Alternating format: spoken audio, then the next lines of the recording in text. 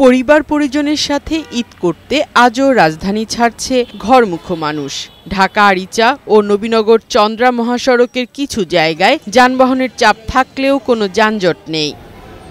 ঢাকা টাঙ্গাইল মহাসড়কে যানজট নেই, স্বস্তিতে বাড়ি ফিরছে ঘরমুখো মানুষ। তবে যমুনা সেতুতে দুর্ঘটনা, গাড়ি বিকল হওয়ায় সকালে ১৩ কিলোমিটার যানজট সৃষ্টি হয়। ঢাকা চট্টগ্রাম ও ঢাকা সিলেট মহাসড়কের নারায়ণগঞ্জ অংশে যানবাহনের চাপ কমেছে। সিলেট রুটে ২-১ জায়গায় ধীর গতিতে চলছে যানবাহন। ঢাকা চট্টগ্রাম মহাসড়কের কুমিল্লার দাউদকান্দি টোল প্লাজা থেকে ১৪ গ্রামের পদুয়া পর্যন্ত অংশে যানবাহনের চাপ রয়েছে।